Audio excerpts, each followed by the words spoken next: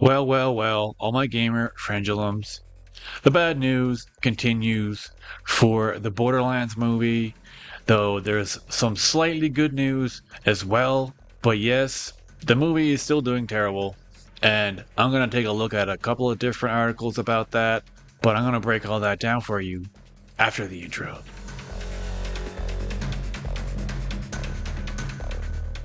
All right, well, I'm going to go with the bad news first, good news last kind of style here. Over here on Slash Film, as it says, things have gone from bad to worse for Borderlands at the box office. It's no secret Lionsgate's director's Borderlands movie has been anything but a success. The video game adaptation has been met with near universal negativity from critics and fans alike. Things have gone very bad to much worse as the film straight up collapsed in its second weekend at the box office. There's now zero hope for any type of turnaround. Not that there was much before, but at this point, we're now talking about the film entering all-time bomb territory, which is not something one should say lightly. Borderlands fell off a cliff in weekend 2, dropping all the way to number 10 on the charts with an estimated 2.35 million haul, a 73% drop.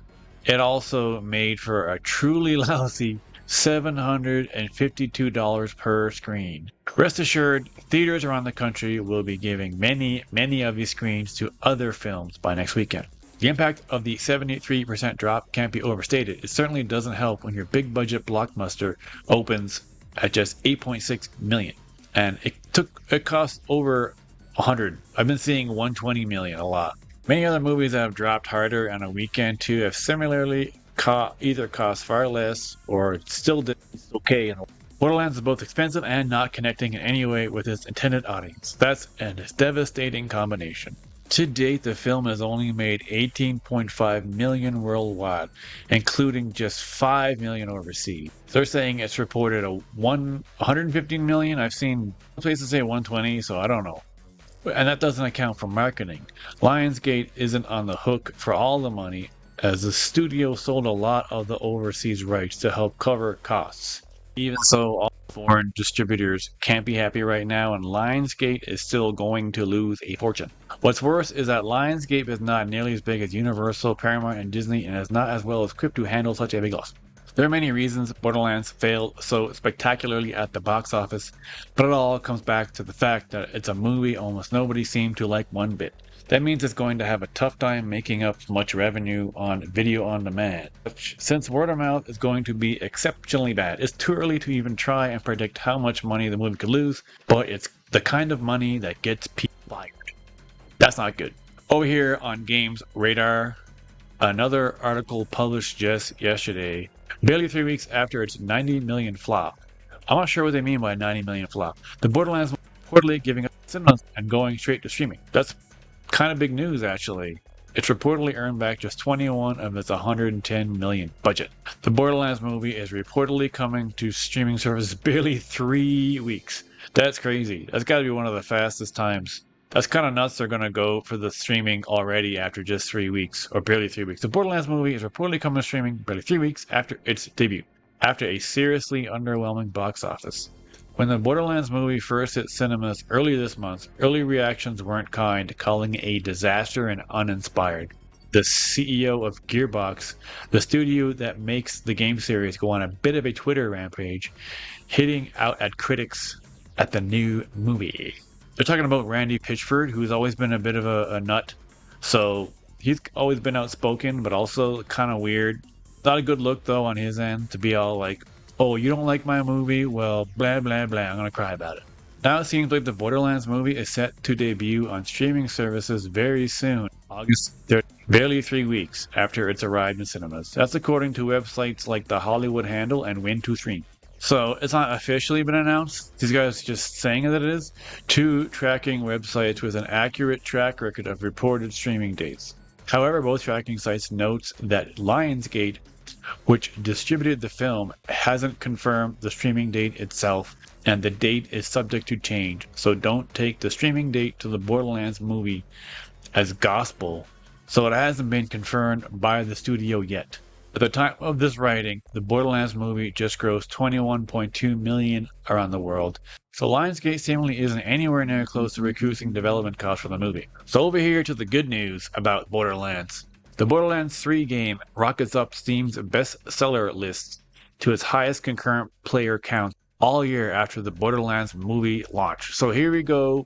Something that I've always thought or preached is that yes, when a adaptation comes out, even if it's bad, it'll still help out the game, which it has, and that's awesome. I love that.